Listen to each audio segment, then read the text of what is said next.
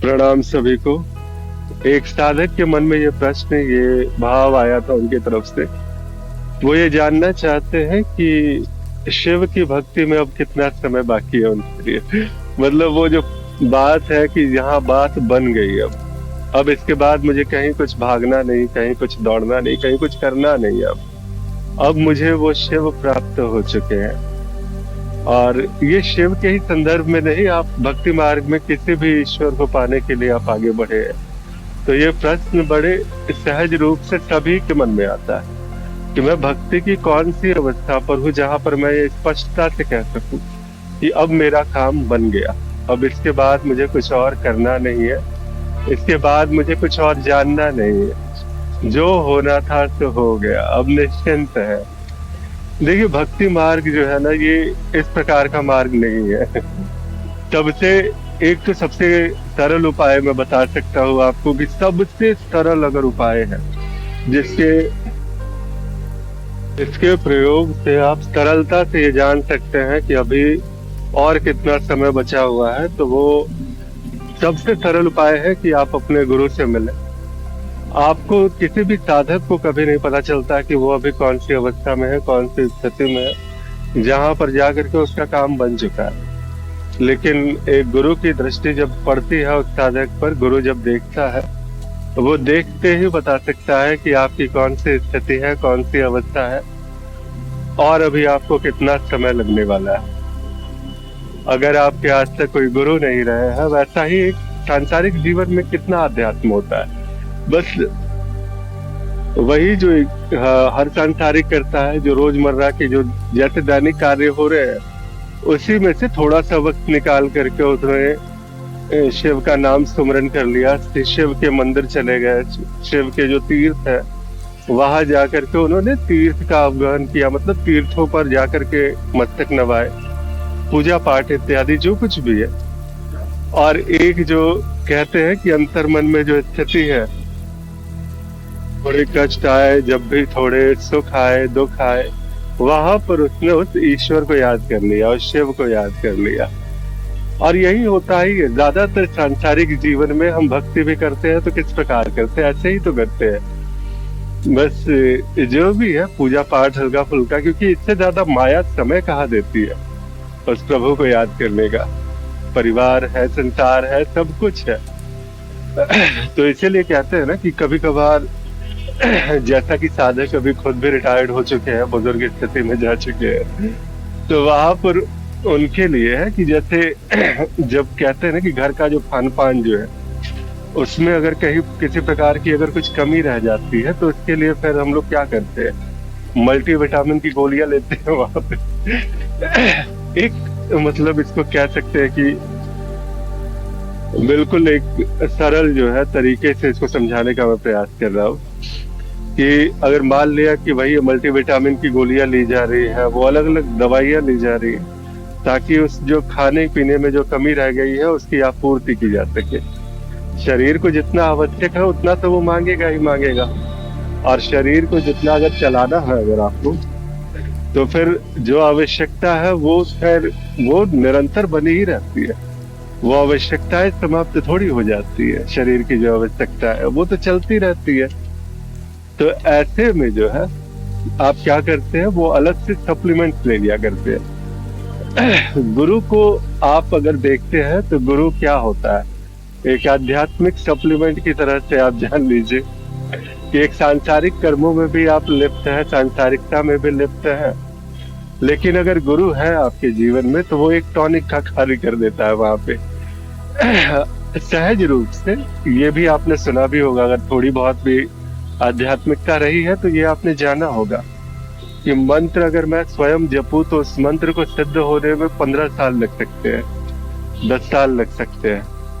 लेकिन अगर गुरु के मार्गदर्शन में उसी मंत्र का जाप किया जाए तो 1.5-2 साल में वो कार्य हो जाता है, जो 10 साल में स्वयं जो है वो करते हुए, प्रयास करते हुए होता है। वो क्यों होता है? क्योंकि गुरु ऑलरेडी वहां तक पहुंचा हुआ है, वो ऑलरेडी जो है, जिसे कहते हैं ना कि वो शिव के साथ वो एक हो चुका है। अब जो एक हो चुका है उसको शिव से मिलाने में तुम्हें कितनी देर लगेगी? उसके लिए तो बस चुटकी बजाने का कार्य है कि वो खींच लेता है वहां पे। अभी आपकी क्या स्थिति है, अभी आपकी क्या अवस्था है, उसके हिसाब से फिर गुरु जो है वो आगे की आपकी प्रक्रियाएं बताता है, नाम देता है, मंत्र देता है, जो भी देता है ये तो गुरु के ऊपर निर्भर करेगा कि वो आपकी अवस्था क्या है, उसके हिसाब से वो करता है कार्य। और उसके बाद ही ये बताया जा सकता है कि कितना समय आपको लग सकता है वहां के लिए। इसके बाद भी अगर फिर भी क्या है ना कि कई बार ऐसा होता है कि भटकाव आने लगता है। हम लोग क्या करते हैं कि इंटरनेट पे जाते हैं, तरह तरह के यूट्यूब वीडियोस देख लेते हैं, वहां पर जो है वो हमारी एक मानसिकता एक अलग तरीके से बन जाती है।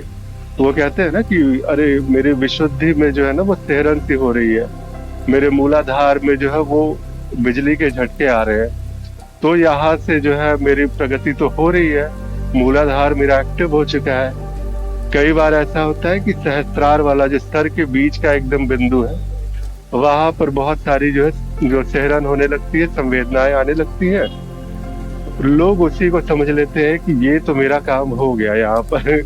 बहुत सारी यूट्यूब वीडियोस हैं जो इस प्रकार से भी बताते हैं कि बस इतने से ही तो कार्य हो गया।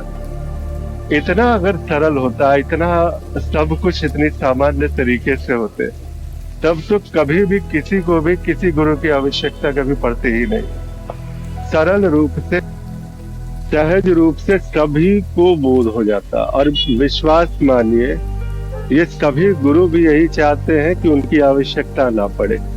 एक जो सदगुरु है वो तो सदा यही चाहता है कि किसी भी सांसारिक को उसकी आवश्यकता ना पड़े।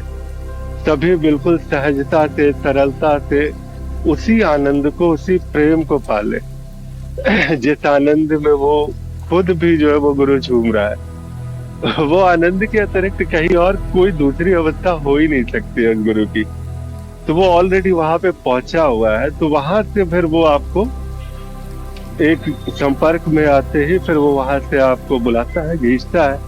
और जो इस पार जो हम माया संसार में एकदम उलझे हुए हैं, भक्ति में एक निश्चित अवस्था तक नहीं पहुंच पा रहे हैं, वहां तक हम लोग नहीं जा पा रहे।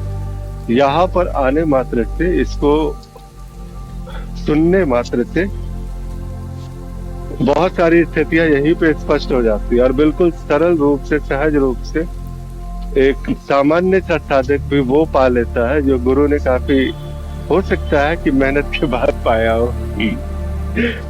मेहनत करना भी, कहना भी ये थोड़ा सा एक जो है ना, जिसे कहते हैं कि थोड़ा एक अलग बात होती है यहाँ पे।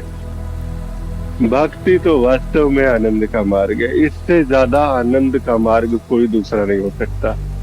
हर क्षण आनंद आता है। कैसे कहते हो कि भक्ति में मुझे अभी भी कुछ पाना है? जिस वक्त आप निष्ठा से अपने ईश्वर का नाम पुकारते हो, हर वक्त जब आप उस, जैसे कहते हैं ना, शिव की सेवा करते हो, हर वक्त जब सेवा करते रहते हो, सेवा करते वक्त भी जो है वो आनंद ही आनंद आता है। आंसुओं के रूप में, कभी भाव के रूप में, कभी अलग अलग प्रकार से बड़ी लीलाएं करते हैं भगवान। अगर मैं सरलता से आपको कहूँ तो उनसे ज्यादा जो है ना वो, ईश्वर से ज्यादा लीला विहारी कोई दूसरा नहीं हो सकता है। कभी कोई कृष्ण को कहता है लीला विहारी है, कभी कोई शिव के प्रेमियों से मिलो तो कभी आप बनारस के घाटों पे जाओ और वहां पर जाओ, जाकर के मिलो कभी किसी शिव के प्रेमी से। एक शिव का प्रेमी तुम्हें बताएगा कि उसके प्रेम में कितना आनंद आता है। तो बहुत जबरदस्त बात है ये। अगर आपने शिव के प्रेम की आकांक्षा जगाई है अपने अंदर, तो आपने नहीं जगाई है। आपके हो सकता है कि जो कुछ पूर्व के संस्कार रहे होंगे, या कभी किसी गुरु की कृपा भी हुई होगी, या फिर जैसा भी हो, जो भी कारण बना हो, लेकिन ये कृपा जो है स्वयं शिव के तरफ से हुई है कि आपके मन में उनको पाने की चाह जगी है। और अगर आप अभी भी, अगर वैसा लगता है कितना समय बाकी है, अगर ये विकलता है आपके मन में, तो यकीन मानिए कि शिव भी उतने ही विकल है आपसे मिलने के लिए। शिव भी उतने ही बेसब्री से इंतजार करते हैं शिव, कि कब कोई साधक ऐसा हो, कब कोई प्रेमी ऐसा हो जो मुझ तक आने के प्रयास करे। तुम एक कदम आगे बढ़ते हो, वो 100 कदम आगे बढ़ते हैं तुम्हारी तरफ। और बड़ी तेजी से बढ़ते हैं कि कैसे भी करके बस ये दूरी खत्म हो जाए। तो निश्चिंत जानो, तुम्हारा काम हो चुका है। अगर तुमने इतनी, अगर तुम्हारे अंदर विकलता आ चुकी है उस शिव को पाने के लिए, लेकिन अगर तुम्हें ये भी लगता है कि मेरे लिए अब भी कुछ और है शिव के अलावा, तो शिव सबसे पहले क्या करते हैं? कोई भी ईश्वर, किसी भी भगवान को अगर आप पाना चाहते, वहां वो भगवान क्या करते हैं? सबसे पहले आपको जो पाना है, जो प्राप्त करना है, वही देना शुरू करते हैं कि पहले तुम यहीं से तृप्त हो जाओ, उसके बाद फिर मेरे पास आना। क्योंकि अगर मेरे पास आ गए, मेरे हो गए, तो मेरे हो कि मैं तुम्हें किसी और का होने नहीं दूंगा। ये बिल्कुल एक सरल सी बात है। अब यहाँ कहोगे कि ईश्वर तो बड़े स्वार्थी होते हैं। मुझे जो है, एक मायाकृत जीव को, एक संसारी जीव को कहते हैं कि तुम संसार छोड़ दो। संसार छोड़ने के लिए वो कभी नहीं कहते हैं। संसार में शिव के अलावा तुम किसी और को ना देखो, अगर तुमने शिव को पाने की चाह रखी है तो। अब ये सारी बातें समझ में हो सकता है आए ना आए, क्या स्थिति है, नहीं स्थिति है, क्योंकि अभी भी मेरे सामने तो आप हो नहीं कि मैं आपको बता सकूं। अभी भी बस एक वीडियो के माध्यम से ही बात हो रही है। बस इतना बता सकते हैं कि जब भी आपके मन में अगर ये इच्छा आई और ये जानना चाहा है, तो यकीन मानिए कि लगभग 90% कार्य हो चुका है। 10% की दूरी है, और इस 10% की दूरी को अगर आप स्वयं से तय करना चाहते हैं, अवश्य कीजिए। और ऐसा नहीं है कि ये स्वयं से तय नहीं किया जा सकता, बिल्कुल किया जा सकता है। लेकिन वहां पर फिर आपको बताने वाला नहीं होगा कि कितना समय लगेगा। फिर आप स्वयं ही शिव से पूछिए। शिव हो सकता है किसी रूप में, किसी गुरु के रूप में आपके सामने आकर के वो बताए आपको कि बस अब इतना समय बचेगा, या स्वप्न में दे दे, तुम्हें संदेश दे दे। किसी भी प्रकार से शिव तो मुक्त है, वो कैसे भी, किसी भी प्रकार से वो सारे अनुभव आपको करा सकते हैं। शिव से ज्यादा मुक्त भला और कौन हो सकता है? तो इसीलिए निश्चिंत हो जाइए। अगर आपके मन में ये इच्छा आई है, तो ये जानिए कि शिव आपको प्राप्त हो चुके हैं।